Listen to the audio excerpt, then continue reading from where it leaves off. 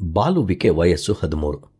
ಅವನಿಗೆ ತನ್ನ 5ನೆಯ ವರ್ಷದಲ್ಲಿ ತನ್ನ ತಂದೆಯನ್ನು ಕಳೆದುಕೊಂಡ ದೊಡ್ಡ ಆಘಾತವನ್ನು ಮರೆಯಲು ಸಾಧ್ಯವಾಗಲಿಲ್ಲ. ಕೆಲವೊಮ್ಮೆ ಅವನ ಪೋಷಕರು ಹೊರಹೂರಿಕೆ ಹೋಗುವಾಗ ಅವನ ತಾಯಿ, ನಿನ್ನ ಚಿಕ್ಕಮ್ಮ ನಿನ್ನನ್ನು ನೋಡಿಕೊಳ್ಳುವರು, ನಾವು ಬೇಗನೆ ಬರುವೆವು ಎಂದು ಹೇಳುತ್ತಿದ್ದರು. ಅವರು ಹೇಳಿದ ಹಾಗೆಯೇ ಹಿಂತಿರುಗುತ್ತಿದ್ದರು. ಆದರೆ ಒಂದು ದಿನ ದಿಢೀರ್ ಎಂದು ಅವನ ತಂದೆ ಅಸ್ವಸ್ಥರಾದರು ಮತ್ತು ಅವರನ್ನು ಆಂಬ್ಯುಲೆನ್ಸ್ನಲ್ಲಿ ಆಸ್ಪತ್ರೆಗೆ ಕರೆದೊಯ್ಯಲಾಯಿತು. ಆದರೆ ಮಾರನೆಯ ದಿನ ಅವನ ತಾಯಿ, ನಿನ್ನ ತಂದೆ ಇನ್ನು ಮನೆಗೆ ಬರುವುದಿಲ್ಲ ಎಂದು ಹೇಳಿ ಅತ್ತಳು. ಅವನ ತಂದೆಯು ಅವನ ಪಕ್ಕದಲ್ಲಿದ್ದಾಗ ಅವನು ಬಹಳ ಸುರಕ್ಷತೆಯನ್ನು ಅನುಭವಿಸುತ್ತಿದ್ದನು.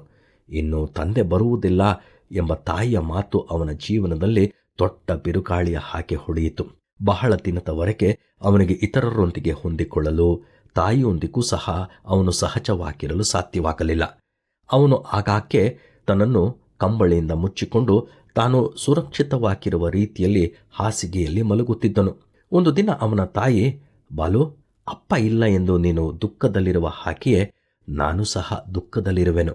ಆದರೆ ನಮಗೆ ಇನ್ನೊಬ್ಬ ತಂದೆ ಪರಲೋಕದಲ್ಲಿ ಇರುವನು. ಬಾ, ಮೊಣಕಾಲೂರಿ ಅವರೊಡನೆ ಮಾತಾಡೋಣ ಎಂದಳು.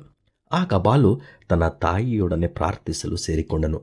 ಪ್ರೀತಿಯುಳ್ಳ ತಂದೆಯೇ, ನಮಗೆ ನಿನ್ನ ಸಹಾಯದ ಅಗತ್ಯವಿದೆ. ನೀನು ನಮ್ಮೊಡನೆ ಇರುವುದನ್ನು ಮತ್ತು ನಾವು ಅನಾಥರಲ್ಲ ಎನ್ನುವುದನ್ನು ಅನುಭವಿಸಬೇಕೆಂದು ಪ್ರಾರ್ಥಿಸುವಾಗ ಬಹಳ ದಿನದಿಂದ ಅವನಲ್ಲಿದ್ದ ಭಯ, ಒಂಟಿತನ ಅವನನ್ನು ಬಿಟ್ಟು ಹೋಗುವುದನ್ನು ಅನುಭವಿಸಿದನು. ಹಾಗೆಯೇ ನಮ್ಮನ್ನು ಪ್ರೀತಿಸುವ, ನಮ್ಮ ಕಾಳಜಿ ವಹಿಸುವ, ನಮಗಾಗಿ ತನ್ನ ಜೀವವನ್ನೇ ಕೊಟ್ಟಂತಹ ದೇವರು ನಮಗಿರುವನು. ನಾವು ದಿನಾಲೂ ಆತನೊಂದಿಗೆ ಇರೋಣವೇ?